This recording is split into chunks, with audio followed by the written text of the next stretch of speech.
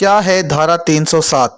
अक्सर हमने कई बार अखबारों के माध्यम से या किसी लड़ाई झगड़े में धारा 307 का नाम तो सुना होगा, लेकिन आखिर है क्या धारा 307? आज इस वीडियो के माध्यम से हम धारा 307 को जानेंगे। तो नमस्कार दोस्तों, मैं हूं आपका अपना दोस्त एडवोकेट प्रदीप कुमार। मैं आपका अपने यूट्यूब चैनल पिंकू एल पर स्वागत करता हूं। अगर अभी तक आपने मेरा यूट्यूब चैनल सब्सक्राइब नहीं किया है तो प्लीज कर दीजिए और तथा मेरी वीडियो को ज़्यादा से ज़्यादा शेयर कीजिए।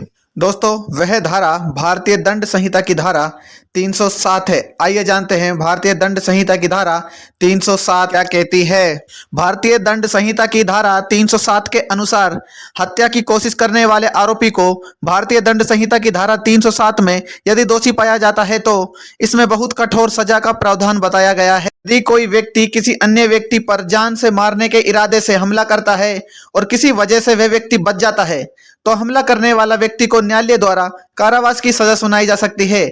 इसमें इसकी समय सीमा को 10 साल तक बढ़ाया भी जा सकता है। साथ ही आर्थिक दंड से भी दंडित किया जा सकता है। आर्थिक दंड को न्यायालय अपराध की गहराई और दोषी की हैसियत को देखकर तय करता है। यहाँ आपको यह भी बात बता दें कि यदि जिस व्यक्ति की हत्या करने की कोशिश की गई है और अगर उसे गंभीर चोट लगती है तो दोषी को उम्र कैद तक की सजा सुनाई जा सकती है। इसे हम कुछ उदाहरणों के माध्यम से समझ सकते हैं। जैसे एक इलाके में मिस्टर ए की एक छोटी सी स्टेशनरी की दुकान थी और मिस्टर बी ने उसी इलाके में अपनी खुद की स्टेशनरी की दुकान खोली जिसमें कई और वस्तुओं की सुविधा थी। मिस्टर ए मिस्टर बी से ईर्ष्या करते हुए उसे मारने का फैसला करता है। एक रात वह शरीर के बाकी हिस्सों से उसका सिर अलग करने के इरादे से कुल्हाड़ी लेकर मिस्टर बी के घर में घुस गया, लेकिन उन परिस्थितियों में वह योजना के अनुसार नहीं कर सका और उसके बजाय मिस्टर बी के पैर में गंभीर चोट लग गई।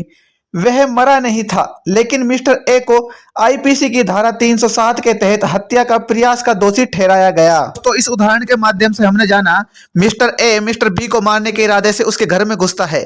घर में घुसने के पश्चात वह उसे मारने के लिए कुल्हाड़ी से वार करता है, लेकिन कुल्हाड़ी का वार उसके पैर पर लगता है जिससे बी की हत्या तो नहीं होती पर उसे गंभीर चोट आती है। इसलिए ए का इरादा उसे मारने का था तो धारा 307 का अपराध बनता है। दोस्तों, इस उदाहरण के माध्यम से हमने धारा 307 को समझा। अब जानते हैं धारा 307 आगे क्या कहती है।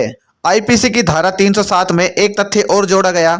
इस तथ्य के अनुसार यदि कोई ऐसा व्यक्ति हत्या करने का प्रयास करता है जिसे पहले किसी अपराध में आजीवन कारावास की सजा सुनाई जा चुकी है तो ऐसे व्यक्ति को उसके इस अपराध के लिए न्यायालय सजाए मौत तक की सजा दे सकता है। दोस्तों, धारा 307 के विषय में आपको एक बात और बता दूं, यदि कोई व्यक्ति किसी अन्य व्यक्ति पर इस प्रकार आक्रमण करता है कि उसे काफी गंभीर चोट लग जाए किंतु मरने वाले व्यक्ति का इरादा उस व्यक्ति की हत्या करने का नहीं हो तो ऐसी स्थिति में दोषी को धारा 307 के स्थान पर आईपीसी की धारा 325 के अंतर्गत दंडित किया जाएगा।